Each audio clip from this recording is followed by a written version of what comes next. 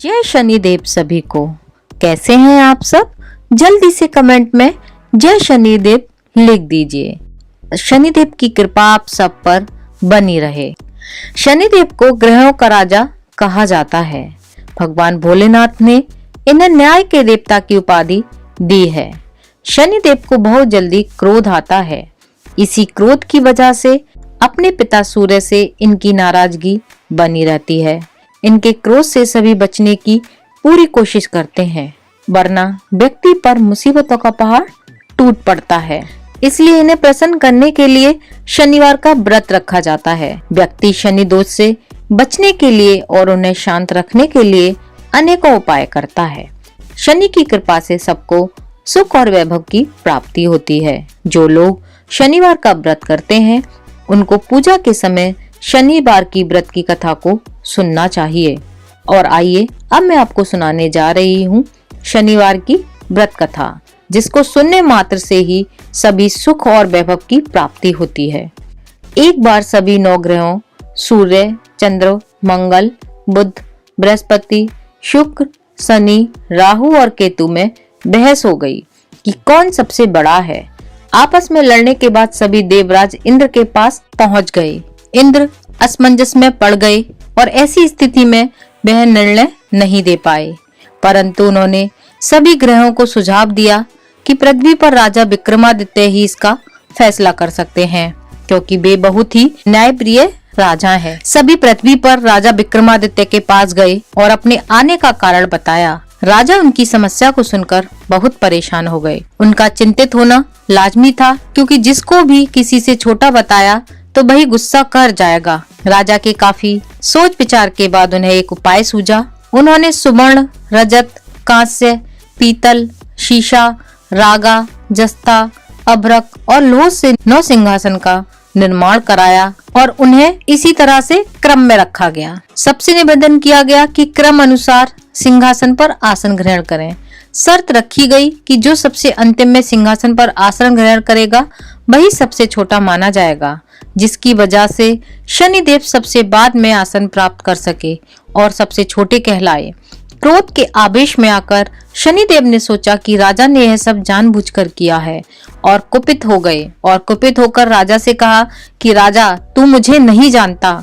सूर्य एक राशि में 1 महीना रहता है, चंद्रमा 2.25 महीने 2 दिन, मंगल 1.5 महीना, बृहस्पति 13 महीने, बुध और शुक्र 1-1 महीना विचरण करते हैं, लेकिन मैं 2.5 से 7.5 साल तक रहता हूँ। मैंने बड़े बड़े का विनाश किया है। श्री राम की 7.5 आने पर उन्हें जंगल जंगल भटकना पड़ा था और रावण की 7.5 आने पर लंका को बंदरों की सेना से परास्त होना पड़ा था। क्रोधित शनिदेव ने राजा से कहा कि अब आपको सावधान रहने की जरूरत है। इतना कहकर शनिदेव कुपित अवस्था में वहां से चले गए। समय गुजरता गया और काल चक्र का पहिया घूमते हुए राजा की 7.5 आ गई। और तब शनिदेव घोड़ों का सौदागर बनकर राजा के राज्य में गए। उनके साथ अच्छे नस्ल के बहुत सारे घोड़े थे। जब राजा को सौदागर के घोड़ों का पता चला तो अश्वपाल को अच्छे घोड़े खरीदने के लिए भेजा गया। अश्वपाल ने कई अच्छे घोड़े खरीदे। इसके अलावा सौदागर ने उपहार स्वरूप एक सर्वोत्तम नस्ल का घोड़ा राजा की सवारी हेतु दे दिया। राजा विक्रमादित्य जैसे ही उस घोड़े पर बैठे वह सरपट वन की ओर भागने लगा। जंगल के अंदर पहुंचकर वह गायब हो गया। भूख प्यास की स्थिति में राजा जंगल में भटकते रहे। अचानक से उन्हें एक ग्वाला दिखाई दिया, जिसने राजा की प्यास बुझाई। राजा ने प्रसन्नता में उसे अपनी अंगूठी देकर नगर की तरफ चले गए। वहां एक सेठ की दुकान पर पहुंचकर उन्होंने जल पिया और अपना नाम भीखा बताया। उस दिन सेठ की खूब आमदनी हुई। सेठ खुश होकर उन्हें अपने साथ घर ले आया। सेठ के घर में खूंटी पर एक हार टंगा था, जिसे खूंटी निगल रही थी। कुछ ही देर में हार पूरी तरह से गायब हो गया। सेठ घर वापस आया तो हार गायब था। उसे लगा कि भीखा ने ही उसे चुराया होगा। सेठ ने भीखा को कोतवाल से पकड़वा दिया और दंड स्वरूप राजा को चोर समझकर हाथ पैर कटवा दिया। अपंग अवस्था में उसे नगर के बाहर फेंक दिया गया। तभी वहां से एक तेली निकल रहा था, जिसको बीका पर दया आ गई। उसने बीका को अपनी गाड़ी में बिठा लिया। बीका अपनी जीभ से बैलों को हाँकने लगा। कुछ देर बाद राजा की शनि दशा समाप्त हो गई। वर्षा काल आने पर बीका मल्हार गाने लगा। एक नगर की राजकुमारी मनभावनी ने मल्हार सुनकर मन ही मन प्रण कर लिया कि जो भी इस राग को गा रहा है वो उसी से ही विवाह करेगी। उन्होंने दासियों को खोजने के लिए भेजा, परंतु वापस आकर उन सभी ने बताया कि वह तो एक अपंग आदमी है। राजकुमारी यह जानकर भी नहीं मानी और अगले दिन ही वह अनशन पर बैठ गई। जब लाख समझाने पर राजकुमारी नहीं मानी, तब राजा ने उस तेली को बुलवा भेजा और बीका से विवाह की तैयारी करने के लिए कहा गया। बीका से राजकुमारी का विवाह हो गया। एक दिन बीका के स्वप्न में शनिदेव ने आकर कहा कि राजन, देखा आपने, तुमने मुझे छोटा बताकर कितना दुख झेला है। राजा ने क्षमा मांगते हुए हाथ जोड़कर कहा कि हे शनिदेव, जैसा दुख मुझे दिया किसी और को मत देना। शनिदेव इस विनती को मान गए और कहा कि मेरे व्रत और कथा से तुम्हारे सारे कष्ट दूर हो जाएंगे। जो भी नित्य मेरा ध्यान करेगा और चींटियों को आटा डालेगा, उसकी सारी मनोकामनाएं पूर्ण होंगी। शनिदेव ने राजा के हाथ पैर वापस लौटा दिए।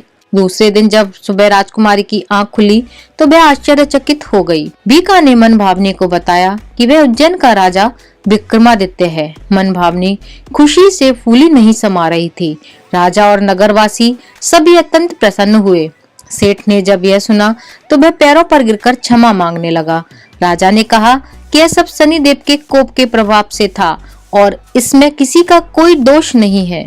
सेठ ने निवेदन करते हुए कहा कि मुझे शांति तभी मिलेगी जब आप मेरे घर चलकर भोजन करेंगे।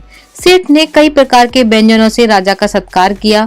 जब राजा भोजन कर रहे थे तभी जो खूंटी हार निगल गई, वही अब उसे उगल रही थी। सेठ ने अनेक मोहरें देकर राजा को धन्यवाद किया और अपनी कन्या श्री कम्बरी से पाणी ग्रहण करने का निर्णय किया। राजा ने सहर्ष स्वीकार कर लिया। राजा अपनी दोनों रानियों मनभावनियों श्री कम्बरी को लेकर उज्जैन नगरी लौट आए। सारे नगर में दीपमाला और खुशी मनाई गई। राजा ने घोषणा करते हुए कहा कि मैंने शनिदेव को सबसे छोटा बताया था, लेकिन असल में वही सर्वोपरि हैं। तब से सारे राज्य में शनिदेव की पूजा और कथा नियमित होने लगी। सारी प्रजा के बीच खुशी और आनंद का वातावरण बन गया। शनिदेव के व्रत की कथा जो भी सुनता है उसके सारे दुख दूर हो जाते हैं और शनिदेव की विशेष कृपा प्राप्त होती है। मैं उम्मीद करती हूँ कि आपको ये कहानी अच्छी लगी होगी।